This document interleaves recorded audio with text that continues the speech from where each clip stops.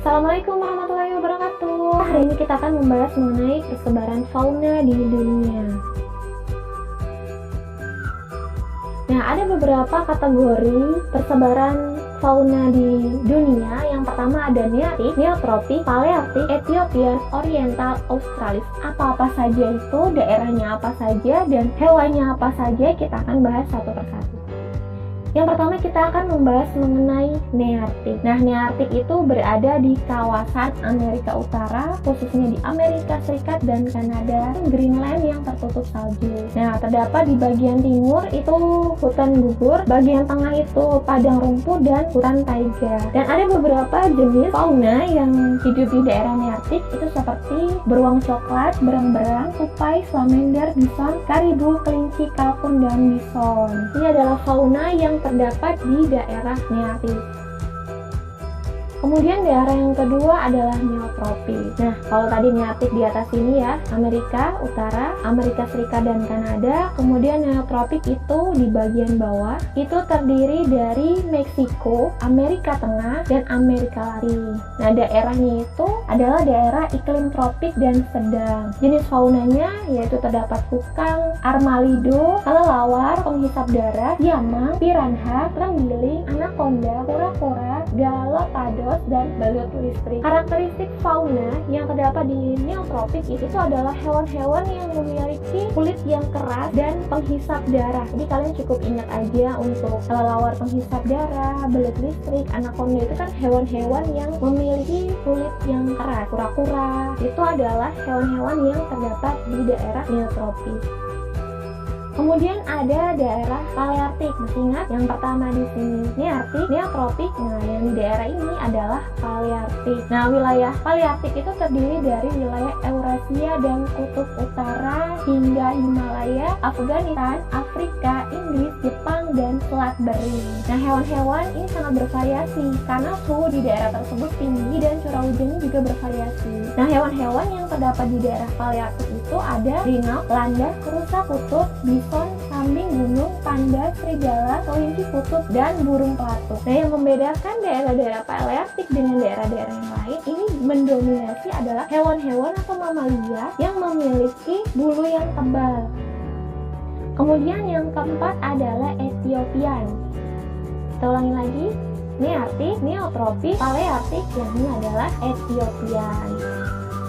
Nah, wilayah Ethiopian itu meliputi Afrika, Madagaskar, dan daratan Arab Selatan. Ini daerahnya cukup gersang ya. Nah, bagian utara wilayah Ethiopian itu berupa gurun Sahara dan floranya itu ada gorila, simpanse, cetak, jerapah, zebra, lemur, babon, singa, kuda nil, dan unta. Jadi hewan-hewan yang berada di daerah Ethiopian itu adalah hewan-hewan yang bisa bertahan hidup di daerah-daerah yang gersang karena mayoritas berupa gurun yang ditemui di daerah Ethiopian.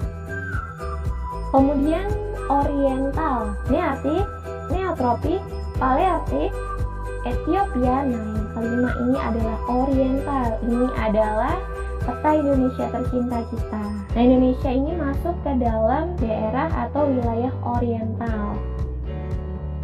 Nah, wilayah Oriental itu mencakup benua Asia Selatan dan Asia Tenggara, yaitu sampai wilayah peralihan. Nah, daerah Oriental ini memiliki iklim tropik dan dominan hutan hujan.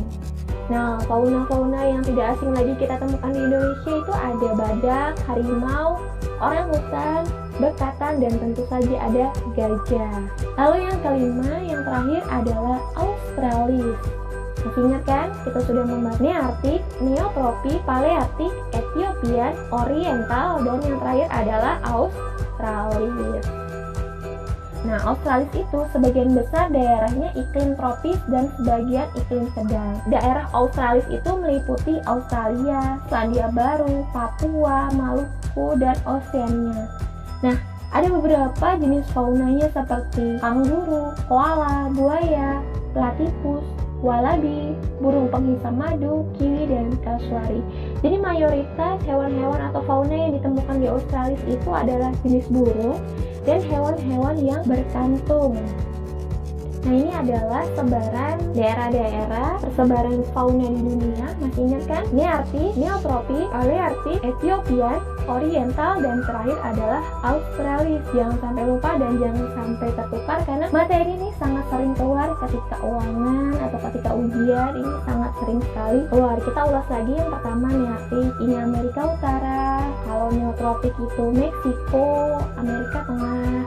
Nah, kalau di daerah-daerah neotropik ini tadi ada apa? Ada ikan piranha, ada berlistrik. Nah, kalau Palearktik ini daerah-daerah dekat kutub sehingga hewan-hewannya memiliki bulu yang tebal. Di kambing gunung, lalu ada beruang, lalu ada singa. Lalu ada daerah Mediteran atau Ethiopian, ini daerah yang gersang, itu ada gurun pasir Sahara di sini. Nah, di sini tuh hewan-hewannya pasti hewan-hewan yang ada di gurun seperti unta, jerapah, zebra ini ditemukan di daerah Ethiopian. Kemudian daerah Oriental Indonesia kita tercinta ini ada apa? Yang paling diingat gajah, harimau, orangutan ini ditemukan di daerah Oriental. Lalu yang terakhir adalah Australia. Ini meliputi Papua dan Australia Selandia Baru. Nah, hewan-hewan yang ada di Australia ini tadi adalah daerah-daerah yang mayoritas memiliki kantung dan beberapa jenis burung-burung yang memiliki bulu yang sangat indah atau bulu-bulu dengan warna-warna yang mencolok.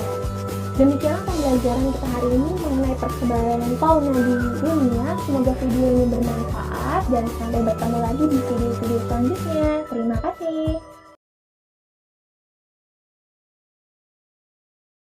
Kita akan belajar mengenai persebaran flora dunia. Kalau di video-video sebelumnya kita udah membahas mengenai bioma dan faktor apa saja yang menyebabkan persebaran flora fauna, kali ini kita akan membahas mengenai persebaran flora di dunia. Nah, ada beberapa kategori flora di dunia. Yang pertama adalah hutan hujan tropis. Kita akan membahas hutan hujan tropis. Nah, hutan hujan tropis adalah daerah hutan yang ada di Indonesia, Australia bagian utara, Papua bagian timur, Afrika Tengah, dan Amerika Tengah. Nah, ada beberapa karakteristik hutan hujan tropis. Yang pertama, pohon-pohon utamanya memiliki ketinggian antara 20 sampai dengan 40 meter. Kemudian, perubahan iklim mikro terjadi dari kanopi hutan sampai ke dasar hutan. Kemudian, yang ketiga, dasar hutan hujan tropis selalu gelap dan air hujan sulit mencapai bagian tersebut secara langsung. Yang keempat adalah terdapat tumbuhan khas yaitu liana dan epifit. Ini pada gambar, yang ini adalah liana, yang ini adalah epifit. Liana dan epifit itu adalah sama-sama tumbuh-tumbuhan yang hidup dengan cara menempelkan dirinya dengan pohon yang lain. Lalu ini adalah keadaan hutan hujan tropis yang sangat lembab ya, sehingga sinar matahari itu sulit untuk menembus langsung. Dan pohonnya memiliki ketinggian 20 sampai dengan 40 meter. Nah, terdapat beberapa lapisan vegetasi dalam hutan hujan tropis. Apa saja? Yang pertama adalah lapisan vegetasi yang ketinggiannya 35 sampai dengan 42 meter. Lalu lapisan penutup kanopi dengan ketinggian vegetasi berkisar 20 sampai dengan 35 meter. Kemudian ada lapisan tertutup kanopi yaitu 4 sampai dengan 20 meter yang merupakan daerah kelembapan udara relatif konstan atau tetap ya. Lalu yang keempat, lapisan vegetasi dengan ketinggian 1 sampai 4 meter dan lapisan vegetasi dengan ketinggian 0 sampai 1 meter. Nah, ini merupakan anakan pohon serta semak belukar. Jadi, ada beberapa lapisan vegetasi yang terdapat di hutan hujan tropis mulai dari 0 sampai dengan 42 meter. Kemudian yang kedua kita akan membahas hutan gugur. Nah, hutan gugur itu biasanya ditemukan di daerah-daerah yang memiliki iklim sedang dengan ciri-ciri curah hujan merata sepanjang tahun yaitu antara 750 sampai dengan 1000 mm per tahun serta adanya musim dingin dan musim panas. Kemudian sejak musim gugur hingga musim semi, pertumbuhan tumbuhan menahun berhenti. Tumbuhan ini tahan akan dingin dan dapat bertunas kembali menjelang musim panas. Ini adalah salah satu jenis pohon yang ditemukan di hutan gugur. Kemudian hutan gugur itu tersebar di Eropa Barat, Eropa Tengah, Asia Timur yaitu di daerah Korea dan Jepang, dan timur laut Amerika. Nah, jenis vegetasi tumbuhan adalah ada pohon dak, ada pohon maple, ada pohon kastanya, dan lain-lain. Kemudian kita akan membahas mengenai tundra. Nah, ada beberapa karakteristik tundra. Nah, tundra ini adalah bioma paling muda. Kemudian tundra itu terletak pada daerah lintang 55 derajat sampai dengan 70 derajat lintang utara. Kemudian daerah tundra hanya terdapat di belahan bumi bagian utara dan kebanyakan terletak di daerah kutub utara. Kemudian daerah tundra juga memiliki musim dingin yang panjang dan gelap serta musim panas yang panjang dan selalu terang. Yang kelima atau yang terakhir, nah daerah tundra ini di kutub dapat mengalami kegelapan berbulan-bulan karena sinar matahari hanya mencapai daerah 23 derajat lintang utara sampai dengan 23 derajat lintang selatan. Nah, kemudian tundra juga tumbuhan yang berbentuk pendek seperti semak, juga terdapat banyak lumut. Ini adalah salah satu contoh dari penampakan tundra yang terdapat di daerah kutub. Kemudian tundra juga biasanya berbunga dengan warna mencolok dan mengalami masa pertumbuhan yang sangat pendek. Kemudian tundra juga tersebar di kutub utara dan Alaska di Amerika Utara, Eropa dan Siberia, puncak gunung tertinggi daerah tropis dan pegunungan Alpen. Itu adalah beberapa tempat yang dapat ditemukan tundra. Kemudian kita akan membahas mengenai taiga. Nah, taiga itu adalah hutan yang terdiri atas spesies-spesies tumbuhan yang daunnya berbentuk seperti jarum. Kalau di Indonesia itu seperti pohon cemara. Nah, contohnya yang terdapat di hutan taiga adalah pohon fir atau Picea, alder atau almus, birch atau betula, dan juniper atau juniperus. Nah, taiga juga kebanyakan terdapat di belahan bumi utara. Kalau di utaranya banget itu kita ketemu dengan tundra, sedangkan sebelum sampai ke utara itu biasanya ditemui taiga. Kemudian kita akan membahas mengenai sabana. Nah, biasanya banyak yang bingung apa sih perbedaannya sabana dengan stepa. Kita akan membahas di video ini. Sabana merupakan padang rumput yang di dalamnya terdapat pohon-pohon yang tinggi namun tumbuh menyebar dan jarang. Tumbuhan yang bisa bertahan hidup adalah jenis tumbuhan yang tahan terhadap kelembapan rendah. Biasanya berupa rumput-rumput tinggi yang diselingi semak belukar dan pohon-pohon tinggi. Oke, kita simak. Kalau sabana, ini kata kuncinya terdapat pada pohon-pohon yang menyebar. Di sini ada pohon, ada padang rumput, dan ada semak-semak. Kita akan membahas mengenai stepa.